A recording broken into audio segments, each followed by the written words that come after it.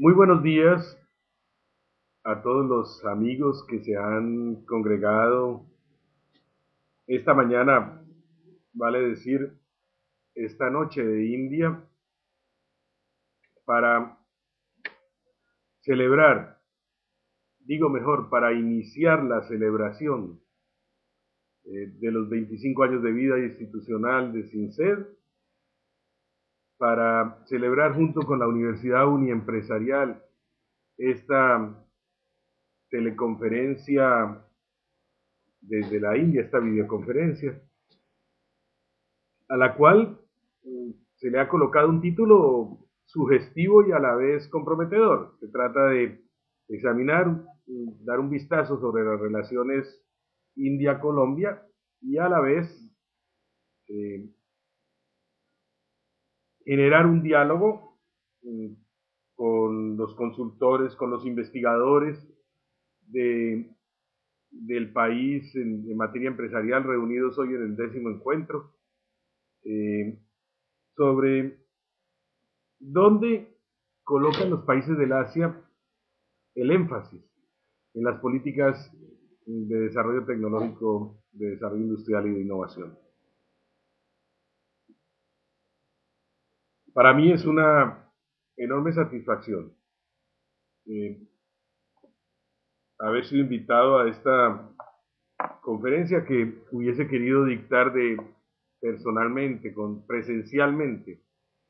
En Colombia, lamentablemente, pues eh, se presentaron algunos ajustes en el calendario de las actividades que incluían una visita del señor ministro Krishna de Relaciones Exteriores de India a Bogotá y que por razones de política interna de la República de la India eh, debió desplazarse para más adelante y por ahora quedó cancelada la visita, entonces se afectaron nuestros planes de presencia en Colombia.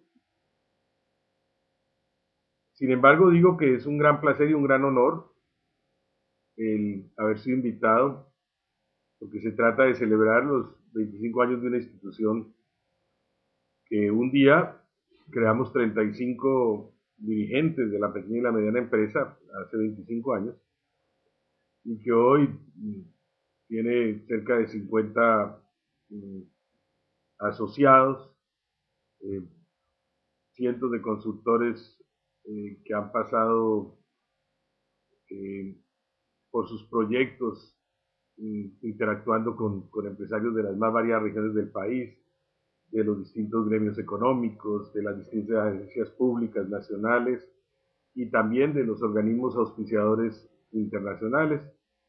De manera que CINCE es uno de los centros de desarrollo tecnológico y de investigación que ha logrado sobrevivir un cuarto de siglo en una nación en desarrollo y probablemente es el depositario de grandes conocimientos en materia de fomento a las MIPIMES y en materia de desarrollo local, de innovación, desarrollo tecnológico, asociatividad eh, y desarrollo empresarial sostenible. Esto último es un tremendo activo desde el punto de vista del conocimiento y el hecho mismo de su existencia, de su supervivencia, eh, es un gran triunfo histórico.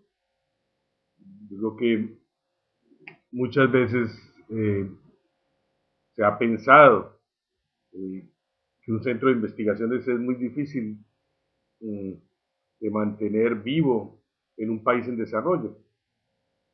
Y a veces también aparecen detractores o gente que trata de quitar brillo a, la gestión de las instituciones de desarrollo tecnológico, eh, pero en este caso, sobreponiéndose a todas las dificultades, CINCE nos ofrece hoy un resultado extraordinario, una contribución formidable, y por eso les hago llegar desde la India mi más sincera felicitación.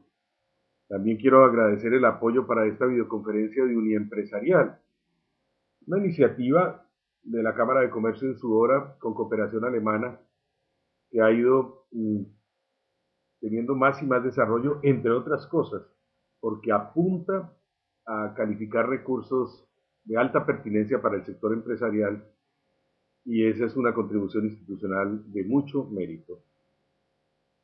Bueno, se me invita como embajador de la India a hablar de las relaciones de los dos países en un momento profesionalmente muy satisfactorio también para mí, porque he completado 4 años como embajador en la India y ha sido una estadía importante, significativa, que ha transformado notablemente el proceso de la misión diplomática en India, que ha transformado también nuestras visiones del mundo y nuestras percepciones y que ha influido positivamente en nuestro crecimiento y en nuestras visiones del mundo. Personalmente pienso que además ha significado una gran depuración, digamos, eh, de la honda conciencia y de nuestra visión sobre lo humano. ¿Qué es lo que ha pasado en, en estos 4 años entre Colombia e India? Pues lo que ha pasado es que con un esquema de planeamiento estratégico que concibe el trabajo diplomático dentro de un ejercicio managerial, eh, con resultados planeados, con acciones igualmente planeadas y con procesos diseñados milimétricamente, eh, hemos conseguido un escenario bilateral muy diferente. En el 2000, a finales de 2007, cuando empezó este proceso, el comercio entre India y Colombia valía 340 millones de dólares, la balanza total. Y se daba en un contexto de una relación 6-1 entre India y Colombia, o sea, India exportaba cerca de 300 millones a Colombia, Colombia exportaba cerca de 50 millones de dólares a India. India lo hacía en una gama de unos 20 productos. Colombia prácticamente exportaba un único producto, que era el ferroníquel. 4 años después, la situación es la siguiente. No tengo las cifras, no tenemos las cifras finales de 2011, pero nuestra estimación bastante confiable porque tenemos las cifras hasta septiembre y lo que hacemos es una proyección simple. Vamos a cerrar las cifras de 2011 con un comercio total superior a los 1.700 millones de dólares. Hemos multiplicado unas 5 veces, entre 4 y 5 veces el comercio total. Y lo más interesante aún es que la balanza tiende al equilibrio. Colombia debe estar exportando hoy unos 800 millones de dólares a India y esos poco más de 800 millones de dólares se reparten entre petróleo, carbón, azúcar, productos químicos manufacturados, alimentos procesados, algunos materiales de fundición como chatarra, maderas, y en el último periodo algunos bienes manufacturados y por supuesto eh, esmeraldas y algunos metales preciosos. India exporta hacia Colombia muchos bienes manufacturados, exporta textiles, exporta vehículos, CKD para motocicletas y vehículos, exporta productos químicos, fertilizantes, artesanías, confecciones, objetos, digamos, bienes de consumo durable de valor menor e intermedio, repuestos, componentes electrónicos y servicios de consultoría y de desarrollo tecnológico, particularmente en sectores relacionados con tecnologías de información. El comercio viene creciendo a una tasa de entre el 35 y el 40% por año, y el desarrollo de esas relaciones permite hoy contactos muy fuertes entre los sectores empresariales de los dos países. En el frente de las inversiones, los acumulados marcan una cifra cercana a los $1.000 millones, que lamentablemente no se revela en nuestras estadísticas porque parte de esas inversiones se dan a través de corridas de capital que se producen sobre el Caribe o sobre otros países que tienen tratamientos fiscales especiales, entonces no se revelan con la India como generador de los procesos. Pero la manera más concreta de visualizar esta tremenda dinámica es que hace 4 años teníamos 4 empresas indias en Colombia y hoy tenemos 28. Las firmas más importantes de India están hoy en Colombia, en casi todos los sectores. Tata Consulting Services, Infosys, Genpact, Sutherland, distintas empresas de BPO y de tecnologías de información, pero también las empresas de motocicletas como TVS, Bajaj, Hero Honda, que están en Colombia, o empresas de empaques como es el Propac, o empresas de productos químicos como United Phosphorus, o empresas del sector petrolero como ONGC Videsh, Mansarovar, Reliance, la compañía más grande de India, o Assam Petroleum Company, están también con nosotros. O también las filiales de compañías multinacionales localizadas en India que exportan grandemente a Colombia, caso de Hyundai y otras de estas compañías, la propia Suzuki. También operan en Colombia compañías de servicios petroleros de origen indio, compañías de tecnologías de información, ya no en servicios de call centers o de BPO, sino de otro tipo, proveedores de servicios tecnológicos. Man India, por ejemplo, es una de tales compañías. Tenemos igualmente a las grandes compañías farmacéuticas de India, que yo creo que están jugando un papel importante al participar en el mercado colombiano, fundamentalmente de genéricos, pero también de productos comerciales, porque están contribuyendo a regular los precios de los medicamentos en Colombia, que en general todavía tienen una brecha con los precios de referencia internacionales, y este es un factor que afecta gravemente la economía familiar en Colombia y la estructura general de la salud.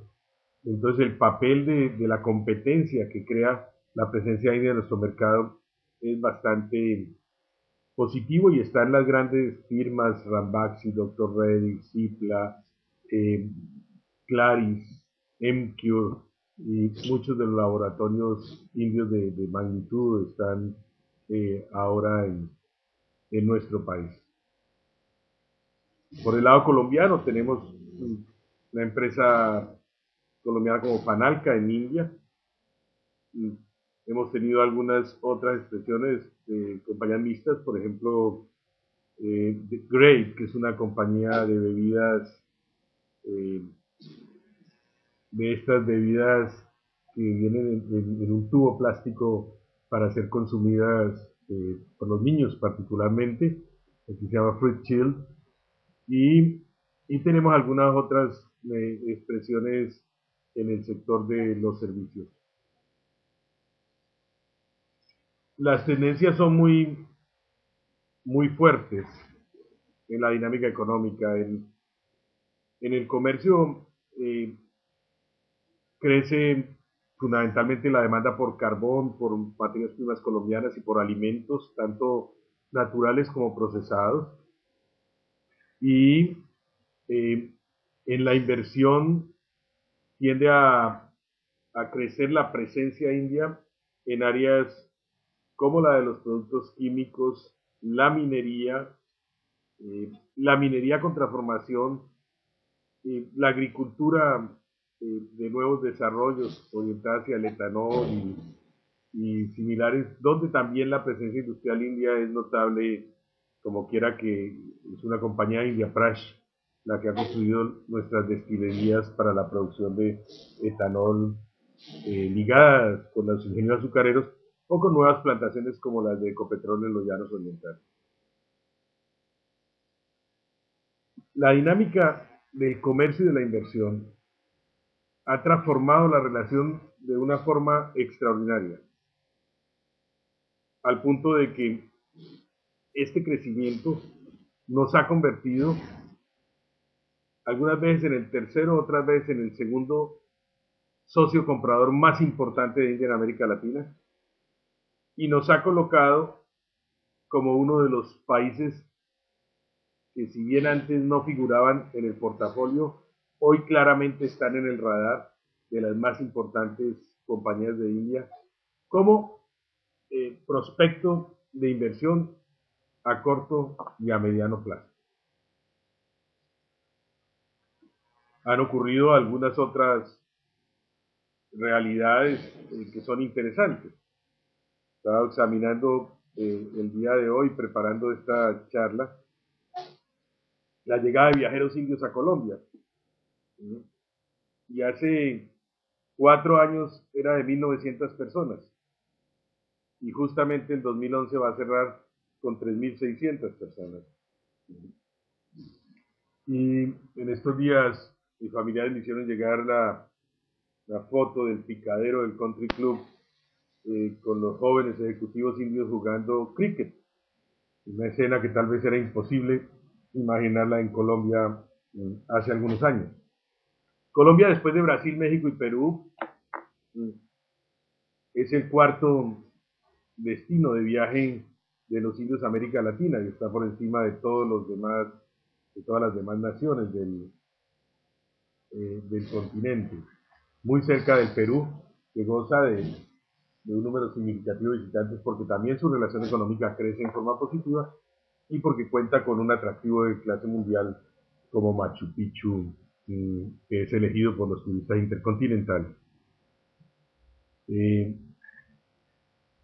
También hay que preguntarse entonces qué ha pasado en otros horizontes, o sea, cómo logramos ese crecimiento, cómo lo incentivamos y qué soporte le hemos ido creando a esa dinámica de la economía para consolidarla y para que reproduzca en escalas de negocio mayores. Bueno, hemos firmado en estos 4 años, hemos consolidado una batería de 34 acuerdos institucionales. Tenemos 3 grandes tratados con India, un tratado de ciencia y tecnología, un tratado de promoción y protección de inversiones. Firmamos y estamos perfeccionando el tratado que elimina la doble tributación entre los dos países. Y tenemos además un acuerdo bilateral cultural. Asimismo, tenemos 8 memorandos de entendimiento sectorial en áreas tales como petróleo y gas, minería, defensa, promoción del cultivo del bambú, salud. También tenemos acuerdos en el área de tecnologías de información, también en el sector de transporte, y hemos firmado 8 acuerdos interuniversitarios. Universidades como EAFID, como la EAN, como la Universidad a Distancia, como la Universidad del Rosario, como la Universidad Tecnológica y Pedagógica de Tunja, para citar algunas, han suscrito acuerdos con instituciones como la Universidad Rabindranath de Calcuta, como la Universidad de Pune, la Universidad Javeriana suscribió un acuerdo también con la Facultad de Ciencias Políticas de la Universidad Nehru, la Universidad Indira Gandhi es la contraparte de la UNAD, o la Universidad Llama Media Islamia es la contraparte de la Universidad Pedagógica y Tecnológica de Colombia. Además de los grandes tratados, de los memorandos de entendimiento y de los acuerdos sectoriales, hemos firmado unos 14 acuerdos intergremiales.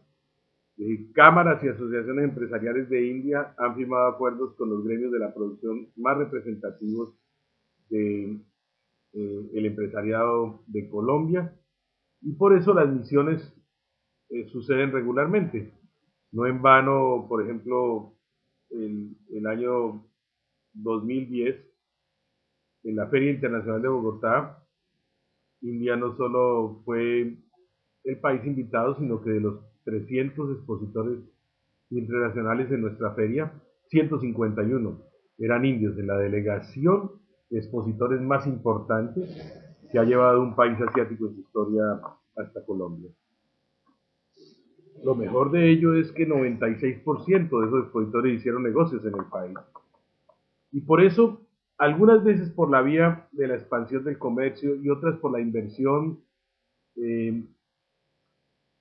por la adquisición de activos, y algunas veces, que es nuestro ideal, por la inversión Greenfield, la presencia india en Colombia crece, se diversifica, y tenemos compañías de representación, compañías gestoras de negocios, compañías que se han asociado con capital indio y compañías directas de India operando en nuestro país. Los fenómenos entonces de crecimiento del comercio y de crecimiento de la inversión están acompañados de un fenómeno de desarrollo institucional que les da mérito y que crea nexos de mediano y largo plazo.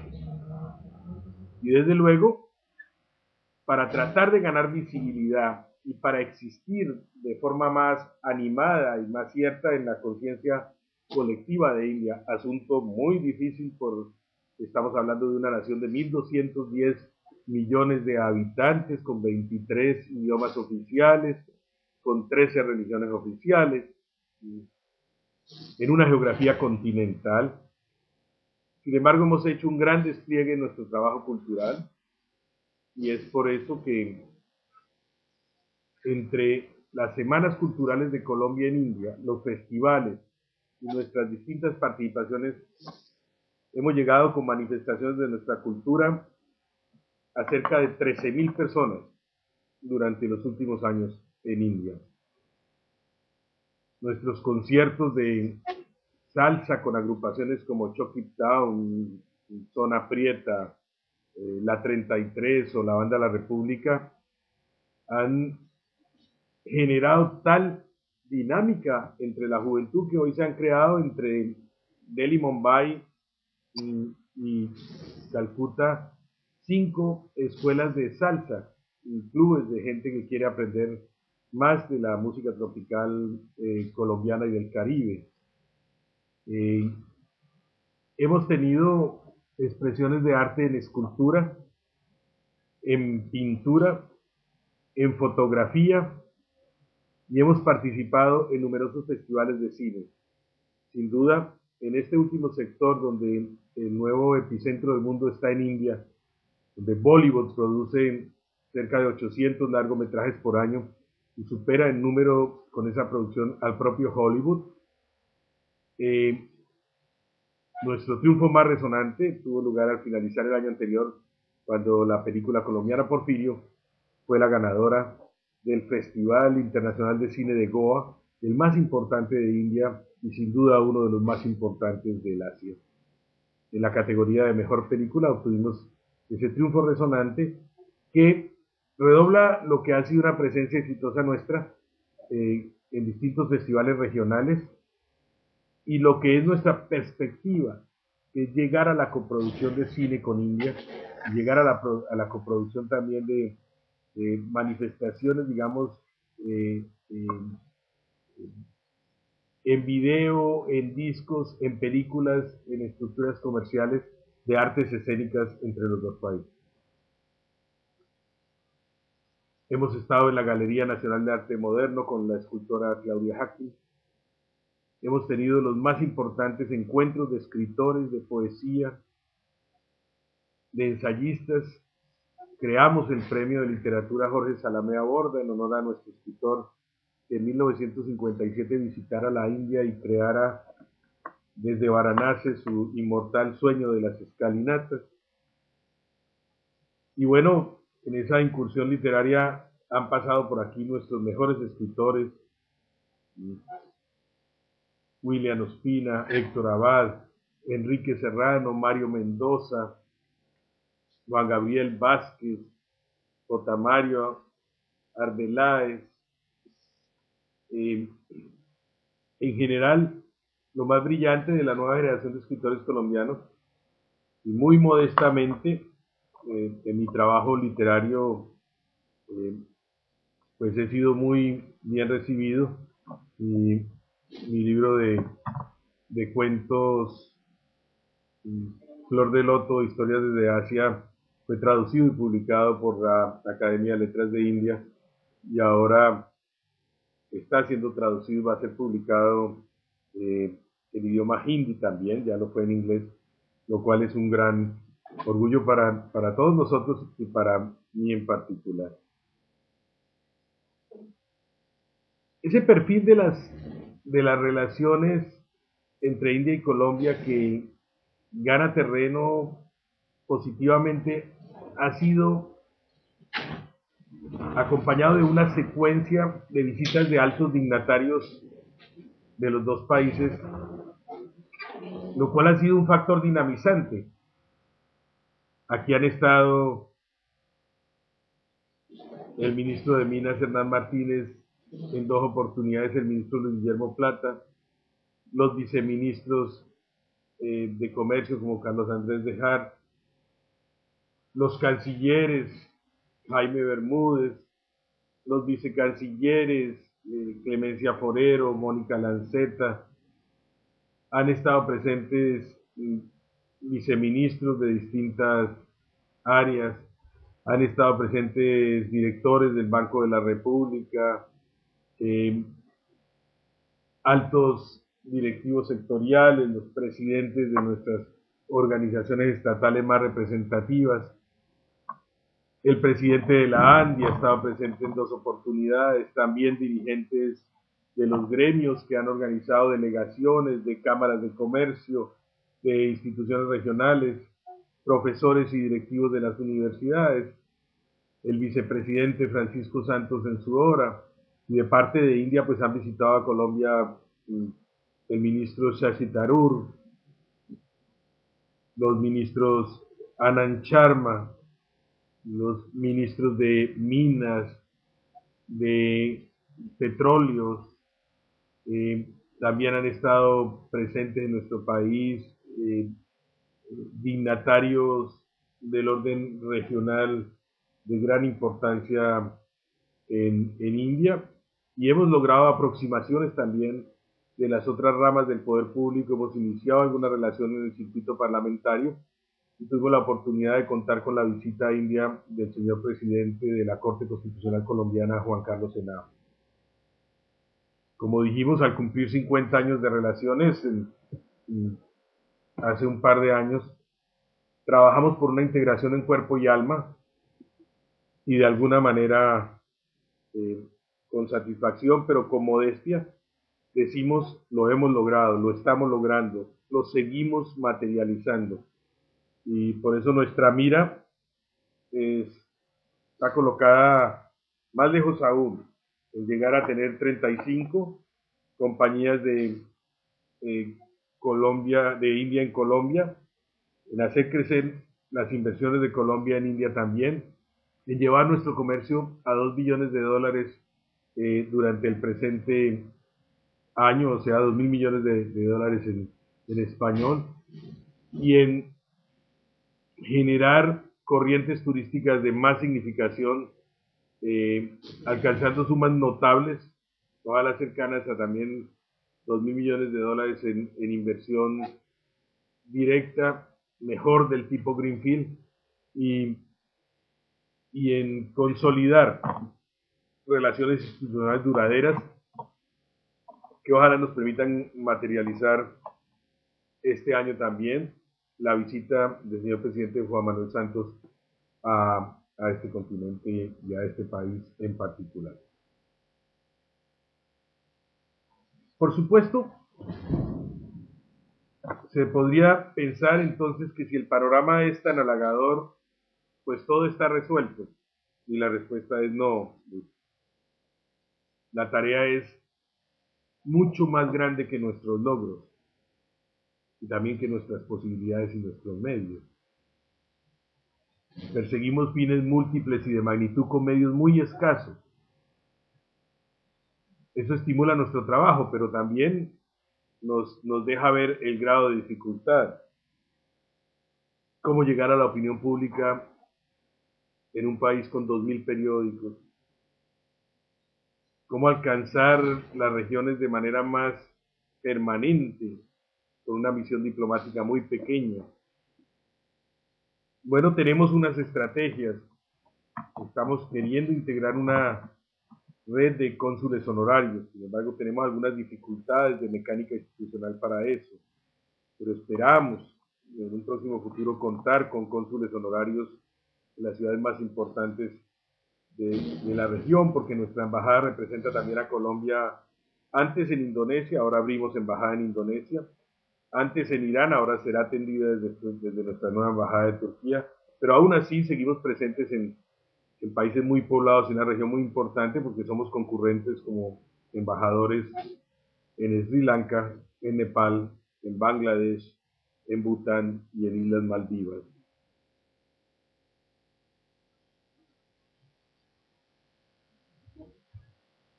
El proceso de integración de Colombia con los países emergentes del Asia y con la India en particular es muy significativo. Las cifras son muy positivas.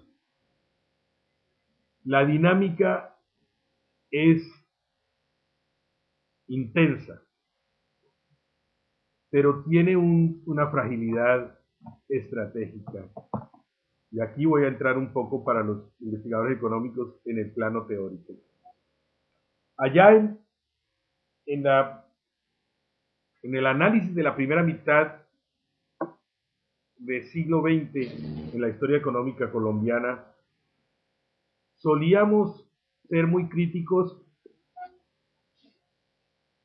del periodo histórico en el cual nos dedicamos a exportar materias primas y commodities y a importar bienes manufacturados con mayor valor agregado, generando lo que en su hora los teóricos de la sustitución de importaciones y de la escuela de CEPAL, particularmente Celso Furtado y Raúl Previs, llamaron un modelo de dependencia y de intercambio desigual. Todos sabemos lo que ocurrió después. Para oponerse al modelo de dependencia e intercambio desigual que practicó la sustitución de importaciones, que si bien permitió el surgimiento de una base industrial, terminó también creando las condiciones de oligopolización, de concentración de capital y de ineficiencia de segmentos importantes de esa base industrial, socavando la competitividad estratégica y creando una estructura económica de sobrecostos, también con desmedro de las posibilidades de expansión de las pequeñas y medianas empresas sacrificadas por la compra de materias primas a precios alejados de la realidad internacional y no siempre con la mejor calidad, construyendo cadenas de valor que comportaron ineficiencias significativas.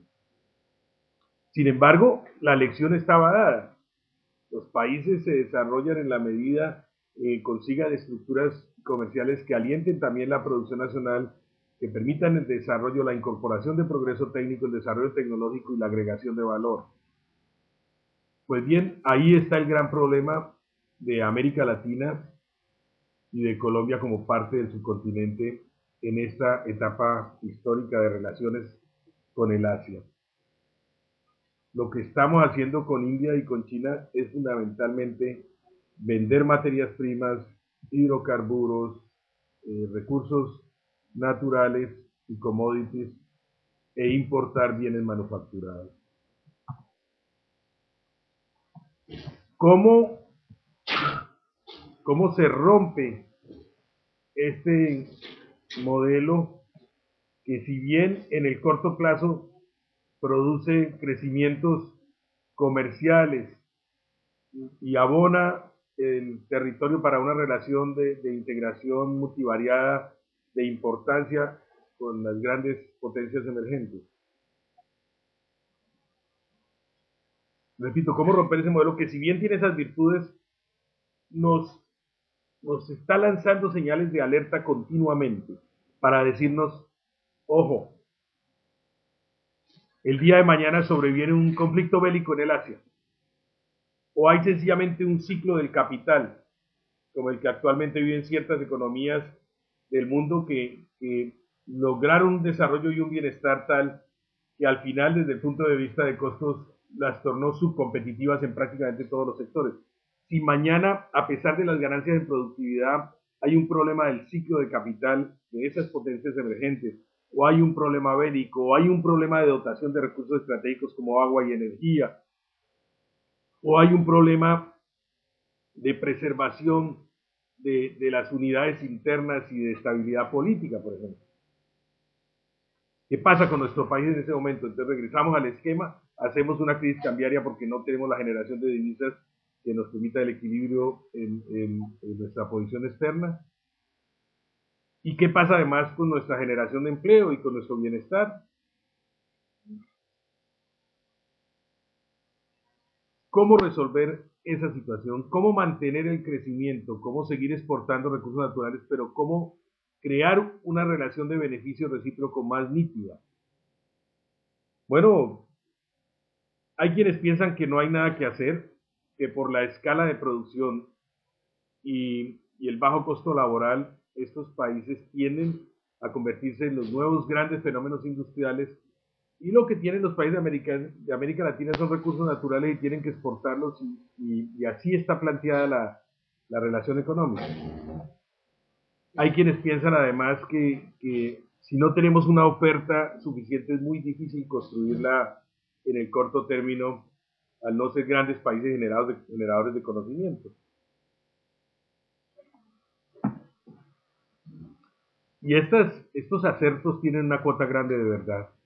Sin embargo, nosotros hemos estado dedicados a estudiar alternativas y a construir en el plano teórico también estas alternativas. Particularmente mi esposa, quien es profesora, Soraya Caro, y hace su tesis doctoral en la Universidad Indira Gandhi sobre relaciones India-América Latina, trabaja con otros investigadores sobre el concepto que yo he venido formulando en conferencias en el Asia, de nuevas cadenas internacionales de valor que nos permitan tener relaciones de beneficio recíproco y eslabonar nuestra producción con circuitos de acumulación intercontinental. No es sencillo, pero es posible. crecientemente estamos identificando ejemplos. La industria automotriz mexicana, por ejemplo, ha desarrollado acuerdos y tiene plantas aquí en Chennai, en el sur de la India, que es como el Detroit de la India, y hace autocomponentes y hace chasis y se integra con la producción automobiliaria india en cadenas internacionales, en la cadena internacional de agregación de valor. Brasil, con su fábrica de aviones Embraer, es gran proveedor de naciones asiáticas y participa bien en esos mercados, pero también eh, inversionistas del sector agropecuario de India están participando en ingenios azucareros o en nuevas plantaciones, como lo están empezando a hacer también en Colombia, para la generación mañana de etanol, generando allí agregación de valor y transformación y produciendo entonces un fenómeno de dotación de productos alimenticios.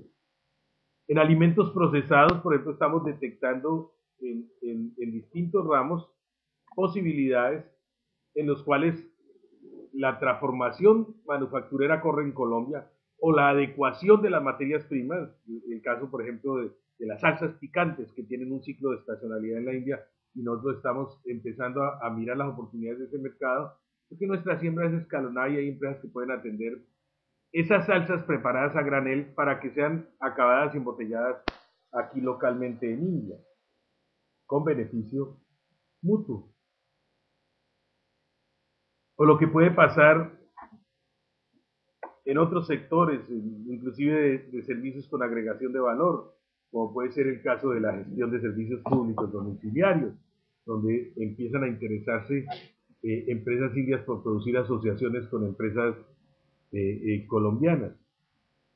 O qué hacer con la generación de la producción de soya que hacen Argentina, Paraguay, Uruguay, Bolivia, y que se exporta hoy al Asia para darle complementos de agregación de valor y distribuir las tasas de acumulación en los dos lados de la ecuación económica, eh, lo cual supone la creación de cadenas internacionales de valor. ¿O qué hacer en el tema de los hidrocarburos? Si se quiere nuestro petróleo, si se quiere nuestro carbón, ¿por qué no se contribuye a la transformación en petroquímica? ¿O por qué no se contribuye a la transformación en homogenización y adecuación, por ejemplo, del carbón coque para su exportación? También a la dotación de infraestructura. Si se quiere, nuestros recursos naturales a través de procesos de exportación de alimentos de América Latina hacia el Asia, ¿por qué no se trabaja en la integración de la cadena de productos químicos de fertilización y de producción orgánica para producir equilibrios económicos y agregación de valor en los dos escenarios geográficos? Este es el desafío.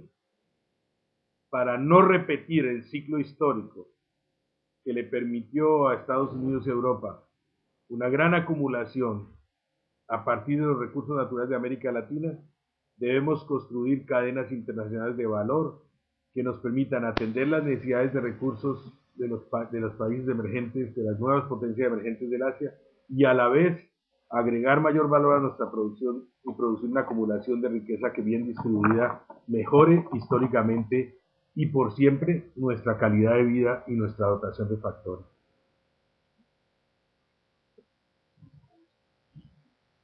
Pero sin embargo, a veces nosotros observamos que no podemos, que pareciera que tenemos grandes limitaciones en consolidar nuestra oferta y nos preguntamos cuál es la diferencia con los países asiáticos en estrategias de fomento, en políticas públicas. Y nos lo preguntamos una y otra vez con cierta angustia para el caso de las grandes empresas, para el caso de las pequeñas y medianas. Le piden los organizadores de SINCET, de Uniempresarial, que haga unos comentarios sobre el particular. Bueno, lo primero que hay que decir es cómo entender estos fenómenos de de riqueza cambiante, la famosa shifting wealth que está ocurriendo en el mundo. Pues sencillamente con realismo, vamos a decirlo nítidamente, efectivamente en el mundo hay una mudanza de la riqueza, del oeste hacia el este y en algún grado del norte hacia el sur. La realidad es que las grandes locomotoras del mundo hoy pasan por China, por India, por Brasil, y ya no son los países poderosos tradicionales, aunque no hay que caer en el simplismo de imaginar que las dificultades europeas o la pérdida de liderazgo relativa de los Estados Unidos en el mundo significan su ocaso. No, no, no. Los países van a seguir siendo naciones muy influyentes en el mundo y el continente americano puede conocer un nuevo panamericanismo más balanceado, más integrado, que le dé mucha seguridad estratégica. Pero es cierto que en el Asia va a estar la vanguardia y la gran fuerza jalonadora, digamos, del proceso de desarrollo económico universal. Y la riqueza ha estado mudando y va a continuar cambiando. Shifting wealth es una realidad. Como es también una realidad que la cooperación sur-sur, que antes era un asunto medio romántico de los países en desarrollo, hoy en día puede ofrecer un escenario distinto porque antes no teníamos naciones en desarrollo poderosas. Y hoy tenemos países en desarrollo muy poderosos, particularmente países como China, India y Brasil. Y entonces ya hay manera de hacer transferencia de tecnología, y ya hay manera de hacer asociación tecnológica, y ya hay manera de manejar la cooperación sur-sur en unas condiciones de acompañamiento, generación, estímulo y desarrollo de procesos de innovación, de investigación, de construcción de conocimiento. En ese orden de ideas que nosotros podemos entender que asistimos a un nuevo ciclo histórico de mutación, de trasteo, de mudanza de la riqueza en el mundo y al mismo tiempo hacia un nuevo ciclo histórico donde las relaciones sur-sur pueden adquirir un carácter menos romántico y mucho más tangible, más material. Por supuesto, para eso hay que entender lo que está pasando en el mundo, entenderlo desde el punto de vista de nuestros empresarios, de nuestros productores, de nuestro talento, de nuestra inteligencia, considerando las ventajas competitivas creadas, la relocalización, la especialización de la producción, los distintos grados de desarrollo entre países del hemisferio sur, y las capacidades que ahora hay para emitir flujos de inversión desde esas naciones en desarrollo con harto poder, con abundante poder económico, hacia otras naciones en desarrollo como las nuestras. Por eso la estrategia nuestra con India es, podemos estar cocinando un cierto grado de déficit comercial estructural. Eso puede ser cierto, pero ese costo estaría sensiblemente atenuado si logramos una corriente de inversión significativa, particularmente de inversión orientada hacia la construcción de cadenas internacionales de valor, como lo vengo comentando. Y alguien me puede decir, bueno, y en estos 25 años de Sinced va a dedicar unas palabras al tema de la pyme y a su fomento. Por supuesto que sí. Nunca dejo de estudiar este tema porque es parte de mi vida. He tenido la suerte de dictar ahora en Indochina y también en Sri Lanka conferencias sobre el proceso de cambio en la estructura de las MIPYMES en el mundo.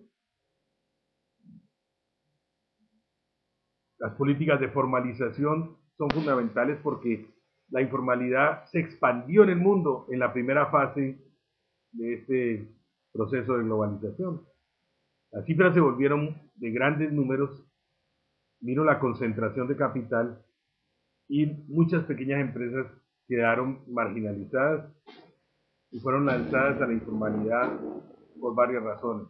Pero la principal de ellas porque en muchos países continúa siendo más costoso ser formal que informal y cuando los márgenes son escasos, entonces la informalidad se vuelve una compulsión, una situación inevitable, mientras que las políticas de formalización no sean suficientemente fuertes para que provoquen formalidad, para que inviten a la formalidad, para que seduzcan, ¿no?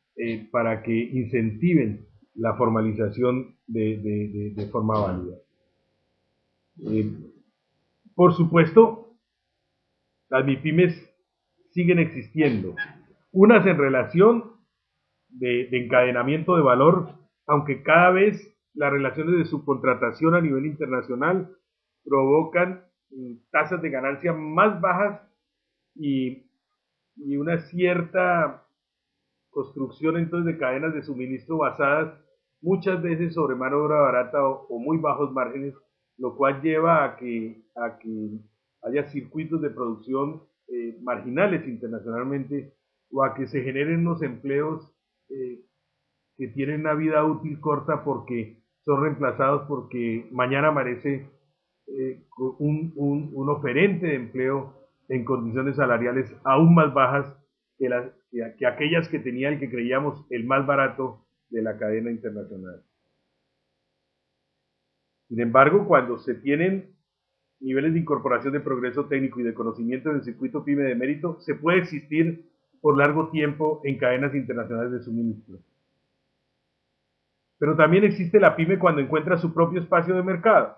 Entonces, el denominado micromarketing o los sectores donde definitivamente las pequeñas y medianas empresas siguen creciendo en el mundo, como la gastronomía, hoy de moda prácticamente en todos los países que alcanzan niveles de renta per cápita significativos, ¿no? La pequeña hotelería, los servicios turísticos, la operación de servicios públicos comunitarios en poblaciones menores, los tecnoemprendimientos en tecnologías de información, en biotecnología, y las unidades compactas y ultraavanzadas, digamos, en producción agropecuaria dentro de reprimarización inteligente y nueva agricultura, así como los negocios de biotecnología que se generan y sobre la base de conocimiento y aplicaciones desarrolladas en pequeña escala.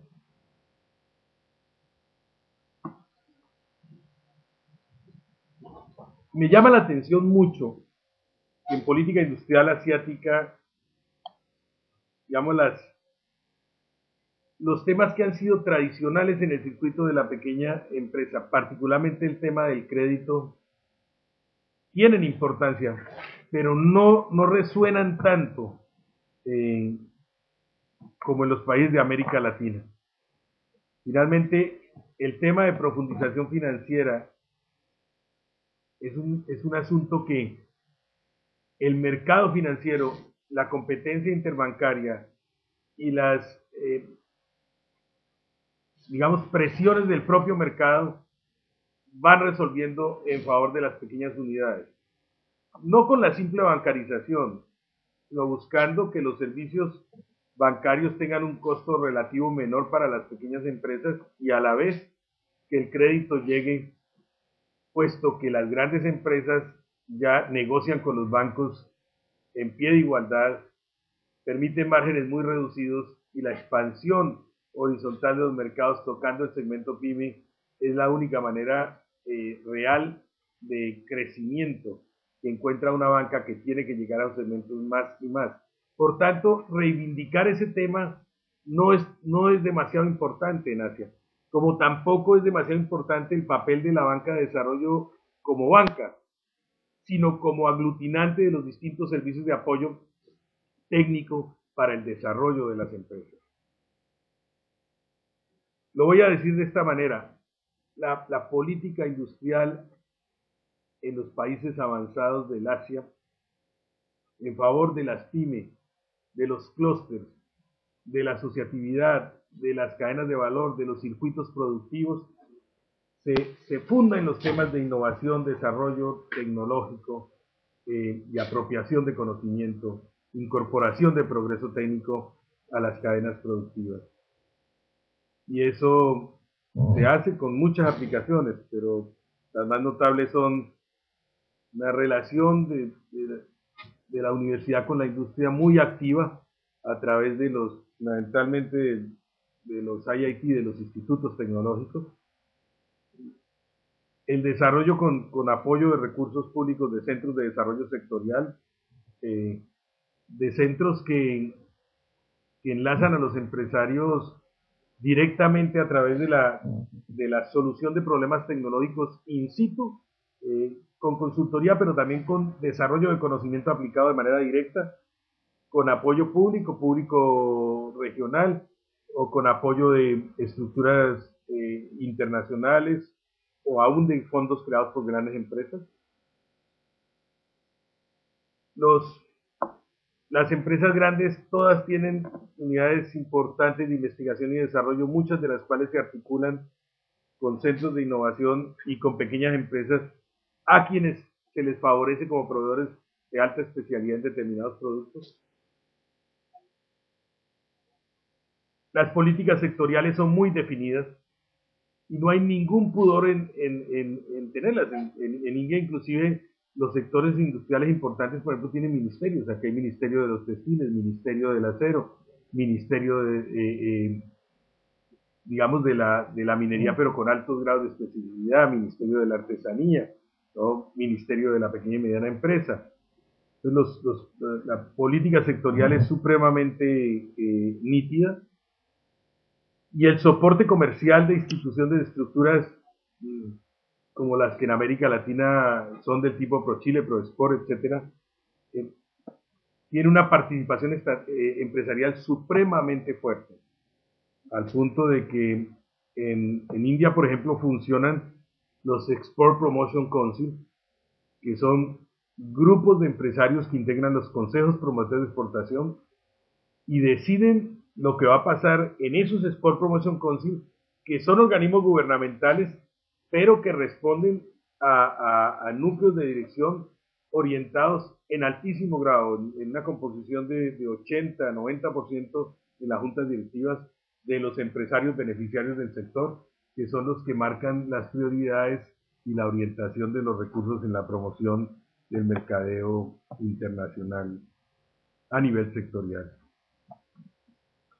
También un desarrollo regional fuerte, aplicando recursos que soporten dos temas: la instalación empresarial, o sea, los parques tecnológicos, las zonas francas, las urbanizaciones industriales, tienen generalmente un sentido público con alta inversión de los gobiernos regionales o locales. Y el segundo, en unión lo nacional con lo local, hay grandes desarrollos en infraestructura pensada con dos sentidos: rehabilitación e inclusión social, desarrollo económico internacional. Entonces, casi todos los países del Asia están hoy construyendo grandes corredores, grandes autopistas de 600, de 800, de 1500 kilómetros, que hacen prácticamente diagonales en la geografía de todos los países asiáticos. La transformación de los aeropuertos es a gran velocidad y con inversiones notables. La transformación ferroviaria, la transformación de los puertos y el conjunto de facilidades para la economía internacional. Hay una diplomacia comercial muy fuerte también, de la cual tenemos que aprender más y más. Colombia está haciendo un gran esfuerzo ahora con la estrategia del Asia. Está pensando el Asia y está siendo más agresiva. Lo que pasa es que cuando nos comparamos con lo que hacen otros países, pues todavía nos faltan recursos y, digamos, una más fuerte convicción institucional, ya no de las cancillerías, sino del resto del gobierno, del resto del Estado, sobre sobre tales desafíos. Por ejemplo, los distintos países de Occidente, pero también los países asiáticos, tienen, por ejemplo, en las embajadas agregados agrícolas, agregados comerciales y agregados sectoriales, dedicados a promover las inversiones y las exportaciones, trabajando, por ejemplo, específica y sistemáticamente el problema fitosanitario, o el problema de la entrada de productos, o el problema de la presencia de marcas renombradas de los países. Entonces consiguen con eso una gran visibilidad.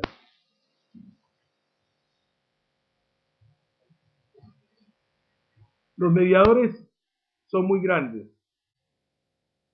El tema cultural, que a veces nos anima tanto y a veces nos inhibe también. Porque muchas veces el desconocimiento de las variables culturales en las relaciones comerciales con países como la India es francamente decisivo. Cada vez llegan más empresarios de Colombia a India, pero también seguimos notando un gran problema de desconocimiento. Hay gente que viene porque oye hablar de que la India está avanzando mucho en tecnologías de información, lo cual es cierto. Entonces, imagina que llega a un país totalmente computarizado, y cuando enfrenta la realidad social y el tema de las castas y el tema de la desigualdad, se sorprende dramáticamente y se descomponen nuestros visitantes. Pero hay otros que es lo contrario, creen todavía que la India es solo atraso, pobreza, miseria, mortalidad infantil, y cuando enfrentan una sociedad que en su componente moderno es vigorosa, dinámica, agresiva empresarialmente, fuertemente competitiva, muy mercantil y sobre todo que con una economía vibrante, se sobrecogen, se colocan a la defensiva y les parece que este es un desafío imposible de coronar, imposible de consolidar, imposible de satisfacer, imposible de culminar. Realmente no es ni lo uno ni lo otro. Y entendemos bien la tremenda diversidad que representa un país como India, donde sobreviven las grandes tradiciones mezcladas con los elementos de la posmodernidad en lo tecnológico, en lo productivo y en muchos efectos visuales, digamos, de la vida cotidiana. Delhi tiene hoy un aeropuerto, por ejemplo, para 32 millones de pasajeros. Podría yo decir que debe ser unas 15 veces el aeropuerto en Dorado y totalmente moderno. Ese es un aeropuerto siglo XXI por donde se le mire. Y al mismo tiempo, la velocidad media de una autopista en India es 40 kilómetros por hora, porque obviamente cuando se transita por una autovía, no, no es sorprendente encontrar tractores, tuk-tuk, motorrichas, tres ruedas, triciclos con motor, camellos, de vez en cuando uno que otro elefante, toda clase de animales, bueyes, tracción animal por doquier, y eso obviamente hace que esos desarrollos de infraestructura desde el punto de vista práctico tengan también múltiples limitaciones. Entender la cultura. En estos días llegó un joven ingeniero de sistemas a mi embajada y dijo: señor embajador, mucho gusto, vengo a invitarlo a mi boda, que es el próximo domingo. Y le dije: pues me dice un poco tarde, pero voy a tratar por lo menos de acompañarlo. ¿Y con quiénes vino? Vino con toda mi familia, mi madre, mis hermanos, mis primos, y también vine con mis colegas ingenieros de sistemas que trabajan conmigo en compañías de tecnología en Colombia, uno de los Andes, una de la Nacional, otra de la Católica, un colega mío, ¿no? Es que finalmente me pude casar. Y le dije: ¿cómo así? ¿Sí? Y dijo: sí, es que nosotros nos enamoramos en un evento internacional, pero mi novia es de la casta, es Brahmin, es de alta casta, me tocó luchar 6 años para lograr convencer a su familia de que le permitiera casarse conmigo. Entonces, un gran acontecimiento lograrlo. Por eso necesito que el embajador me acompañe también en ese evento. 6 años, ¿no? Con la volatilidad que hoy tienen los matrimonios, ¿no? Entonces es, es realmente muy significativo. Y es muy difícil de entender que en India todavía más del 80% de los matrimonios sean arreglados muchas parejas se conozcan apenas unas horas antes del matrimonio, mientras que nosotros nos enamoramos para casarnos. En India la gente se casa para enamorarse, y ese solo hecho, por ejemplo, es un diferencial cultural tremendo. O el hecho de que si no llega el monzón o llega tarde y la producción agrícola se arruina, existan muchísimos millares de suicidios de campesinos. O que haya todavía crímenes de honor por relaciones afectivas entre castas. O que la estructura, digamos, de la vida familiar sea una vida en clan donde en la misma vivienda coexisten 2 y 3 generaciones de la misma familia.